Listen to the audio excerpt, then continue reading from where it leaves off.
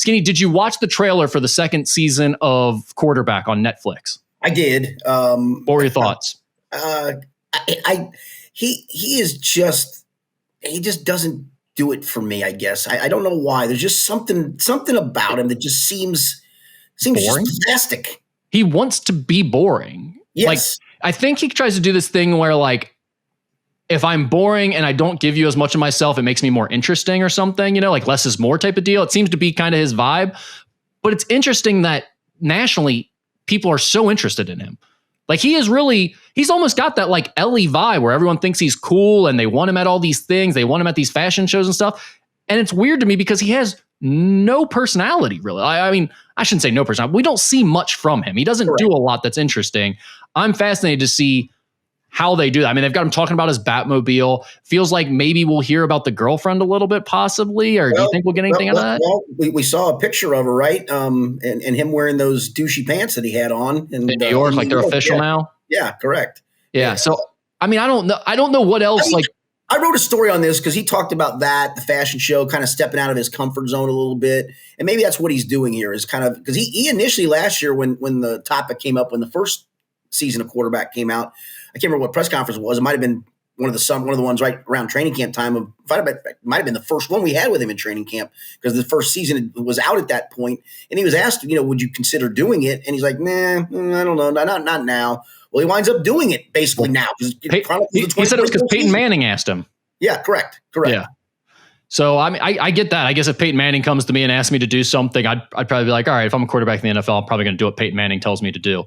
I didn't see season 1. I'll probably dip my toe into season 2 just to see what it's like. But what did you think of the first season? Because I didn't watch it. I didn't. No, I did. That's what I said. I didn't. Oh, you did? Okay. No, I had no interest. It was nobody of interest to me.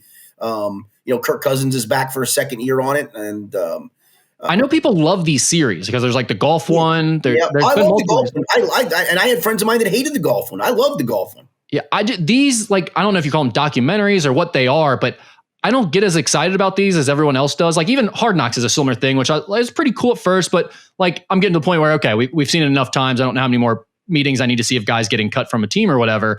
I guess there are some football moments from last year that could be pretty revealing and pretty interesting with the Bengals as they're going down that stretch, trying to make the playoffs.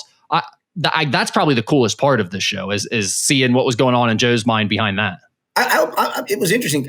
I don't remember a lot of extra cameras around, so I don't know how many cameras they used for the shoots of this. Like when we were in press conference settings or in locker room settings, I remember seeing some cameras, but I'm usually assume that's usually Bengals media related. I guess it wasn't, but I'll say it didn't feel intrusive. I will say that I thought Hard Knocks was going to be really intrusive when they did that series at the end of the year with the 4 AFC North teams, and it really just I never noticed. Yeah.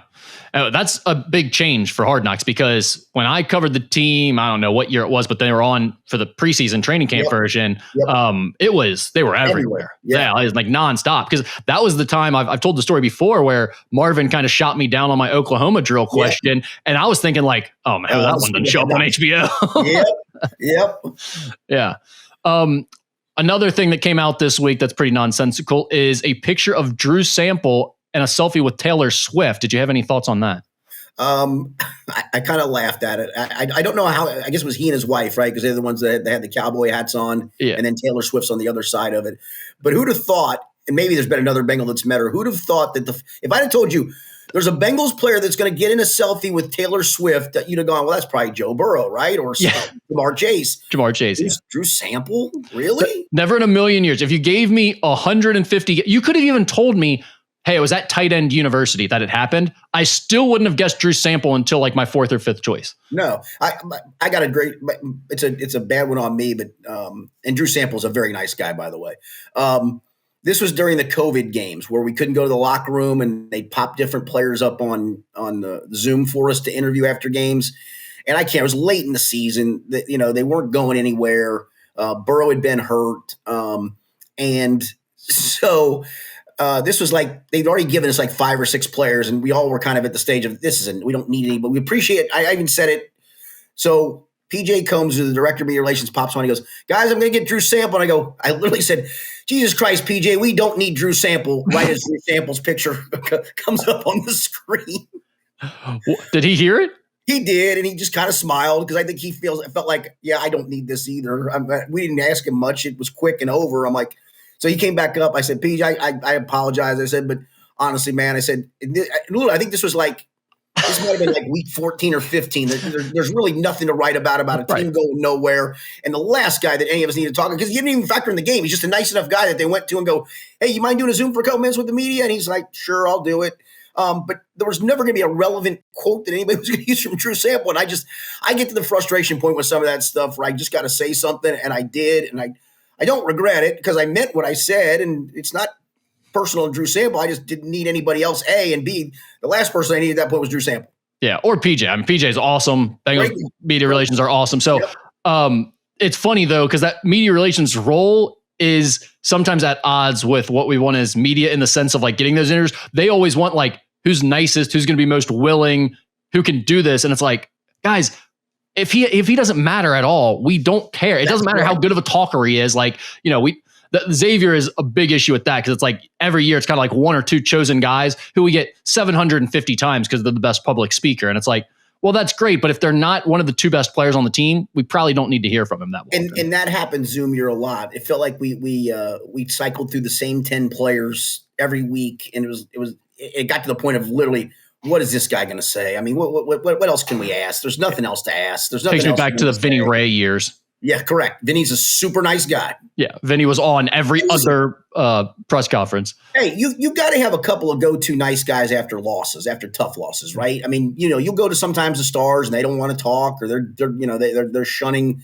giving quick one-word answers. You got to have those go-to guys to give you something. But after yet another loss and a lost season that honestly didn't matter, I don't need a seventh guy and the seventh guy or eighth guy or whatever the number was being Drew Sample. Who was the guy that wore bow ties and ended up like hosting a TV show after he left the Bengals? Another linebacker. Yeah, my gosh almighty. Gosh, he was a linebacker, wasn't he? Yeah, another linebacker.